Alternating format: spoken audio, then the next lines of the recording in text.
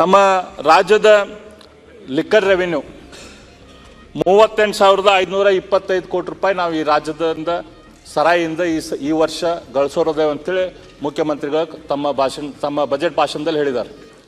ಇಡೀ ದೇಶದಲ್ಲಿ ಸರಾಯಿಯಿಂದ ಅತ್ಯಂತ ಹೆಚ್ಚು ಟ್ಯಾಕ್ಸ್ ಕಲೆಕ್ಟ್ ಮಾಡ್ತಿರುವಂಥ ರಾಜ್ಯ ನಮ್ಮದು.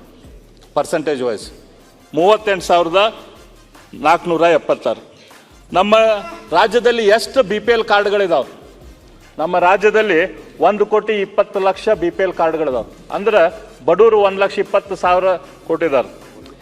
1,20,00,000 ಬಡವರು ಇದಾರೆ ಅಂತೇಳಿ ನಿಮ್ಮ ಸರ್ಕಾರದ ಪ್ರಕಾರ ಇದೊಂದು ಅಂದಾಜು. ನಮ್ಮ ಈ ಎಕ್ಸೈಸ್ ಡ್ಯೂಟಿದು 18 ಟ್ಯಾಕ್ಸ್ ಸ್ಲ್ಯಾಬ್ಗಳಿದಾವೆ ಮಾನ್ಯ ಅಧ್ಯಕ್ಷರು.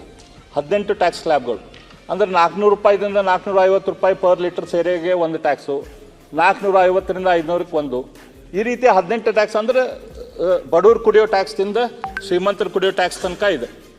ಇದರಲ್ಲಿ 85% ಟ್ಯಾಕ್ಸ್ ಕಲೆಕ್ಟ್ ಆಗೋದು ಬಡವರ ಕುಡಿಯೋಂಥ ಸರಾಯಿಯಿಂದ. ಫಸ್ಟ್ 4 ಸ್ಲ್ಯಾಬ್ಸ್ ಏನದಾವಲ್ಲ, ಈ ಫಸ್ಟ್ 4 ಸ್ಲ್ಯಾಬ್ಸಿಂದ 85% ಟ್ಯಾಕ್ಸ್ ಕಲೆಕ್ಟ್ ಆಗ್ತೈತಿ. ಅಂದ್ರೆ ಸುಮಾರು 38,000 ರೂಪಾಯಿ ನಮ್ದೇನು ಟ್ಯಾಕ್ಸ್ ಕಲೆಕ್ಟ್ ಆಗತ್ತಲ್ಲ, ಅದರಲ್ಲಿ 33,000 ಕೋಟಿ ರೂಪಾಯಿ ಬಡವರಿಂದ ನಾವು ಸರಾಯಿಯಿಂದ ಟ್ಯಾಕ್ಸ್ ಕಲೆಕ್ಟ್ ಮಾಡ್ತೇವೆ. 33,000 ಕೋಟಿ ರೂಪಾಯಿ. ಇದು ಒಂದು ಕುಟುಂಬಕ್ಕೆ 1,20,000 ಕೋಟಿ ಏನು ಕುಟುಂಬ ಅದಾವಲ್ಲ, 1,20,00,000 ಕುಟುಂಬ ಅದಾವಲ್ಲ, ಇದಕ್ಕೆ ನಾವು ಡಿವಿಷನ್ ಮಾಡಿದ್ವಿ ಅಂತಂದ್ರೆ ಒಂದೊಂದು ಕುಟುಂಬ ಸುಮಾರು 32,500 ರೂಪಾಯಿ 32,500 ರೂಪಾಯಿ ಪ್ರತಿ ವರ್ಷ ಸರಾಯಿ ಟ್ಯಾಕ್ಸಿಗೆ ಕೊಡ್ತೈತೆ ಒಂದೊಂದು ಕುಟುಂಬ, ಬಡ ಕುಟುಂಬ. ಈ ಬಡ ಕುಟುಂಬಕ್ಕೆ ನಾವು ಕೊಡೋದೇನು ಸರ್ಕಾರದಿಂದ?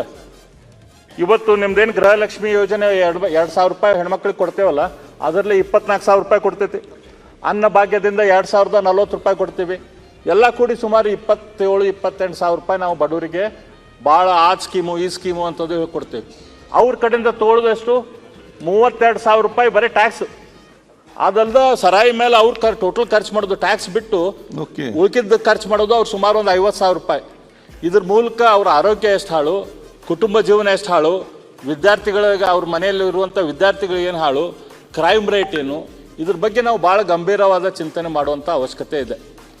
ಈ ನಮ್ಮ ದೇಶದಲ್ಲಿ ಇದು ಸರಾಯಿಯಿಂದ ಆಗುತ್ತಿರುವಂಥ ಏನು ಅನಾಹುತ ಐತಿ, ಇದ್ರ ಬಗ್ಗೆ ನಾವು ಭಾಳ ಗಂಭೀರವಾಗಿ ವಿಚಾರ ಮಾಡುವಂಥದ್ದು.